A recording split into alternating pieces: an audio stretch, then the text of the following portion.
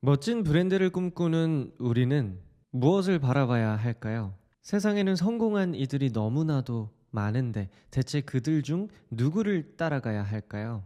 예전에 저는 닥치는 대로 성공한 사람들의 이야기라면 모두 수용하려고 노력했습니다. 내가 모르는 무언가가 분명히 있을 거라고 믿었고 무조건 성공한 사람들의 말이 맞다고 생각했죠. 하지만 어느 정도 시간이 지나자 이상한 패턴이 반복된다는 걸 깨달았습니다. 계속 보다 보니까 성공한 사람들이 서로 상반된 주장을 하면서 이것만이 유일한 성공의 길이라고 이야기하고 있더라고요. 둘 중 한 명은 망했어야 했는데 둘 다 성공한 걸 보고 이거 문제가 조금 있다는 생각이 들었습니다. 그래서 저는 이제 틀린 게 아니라 다른 것이라는 생각을 늘 지니고 다녀요. 이렇게 하면서 저는 자연스럽게 그렇다면 나는 어떤 사람의 이야기를 들어야 할까 하는 물음을 가지게 됐고요. 동시에 어떤 사람이 되고 싶지 않은가 하는 물음도 가지게 됐습니다. 오랜 시간 고민 끝에 제가 선택한 방향은 바로 브랜드의 길이었습니다. 브랜드 중에서도 아주 색깔이 짙고 독보적이고 강력한 브랜드, 그것이 사람이든 회사이든 캐릭터이든 어느 분야이든 저는 멋진 브랜드를 보면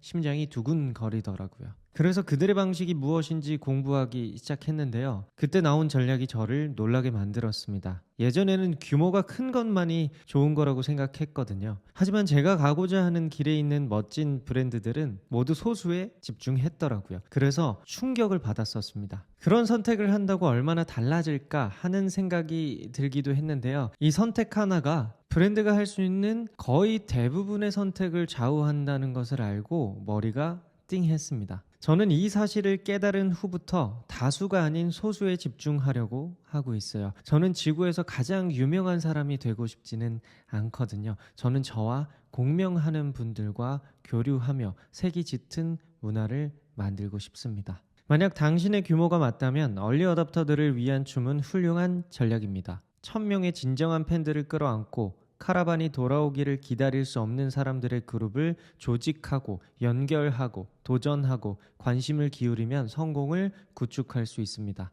밥 딜런은 자신의 서커스로 돌아갈 수 있도록 그의 상위 40개 히트곡 팬들을 멀리한 것으로 유명합니다. 그레이트풀 데드의 투어 커뮤니티는 그들의 유일한 히트곡을 얻었을 때 실망했습니다. 대중에게 고맙지 않다고 말하고 서커스를 다시 시작하려면 용기가 필요합니다. 세스 고딘의 문장입니다. 저는 이 문장을 보고 밥 딜런과 그레이트풀 데드가 다수에게 사랑받았을 때, 쉽게 말해 물이 들어왔을 때 노를 젓지 않았다는 사실이 놀라웠어요. 누군가는 바보라고 이야기할 만큼 쉽지 않은 선택이었을 텐데 진짜 브랜드는 어떻게 접근해야 하는지 몸소 보여준 사례가 아닌가 싶습니다. 근데 생각해보면 물 들어올 때 노를 젓지 않아서 브랜드 가치가 상승하는 사례가 주변에도 꽤 있는 것 같습니다. 대표적으로는 아이유, 윤종신, 박효신을 떠올릴 수 있을 것 같아요. 이들은 모두 주가가 상승하고 있을 때 오히려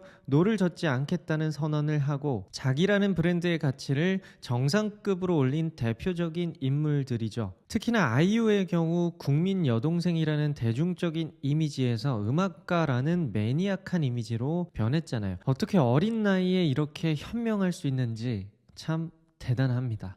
정말 쉽지 않은 선택입니다. 아무리 생각해도 훨씬 더 많은 사람에게 알려지는 게 더 좋은 거잖아요. 하지만 브랜드의 흥망성쇠를 지켜본 사람들은 물 들어올 때 노를 젓지 않는 힘에 대해 이해하고 있는 것 같습니다. 오늘 만나더라도 다시 자기 자리로 돌아가기 위해 대중을 손절하는 지혜, 이건 정말 아무나 못해요. 그래서 세스 고딘이 용기가 필요하다는 이야기를 했나 봅니다. 저는 한번 해보려고요. 저는 다른 사람들이 아니라 나도드 피플에 모이신 여러분들과 공명하겠습니다. 잘 부탁드려요.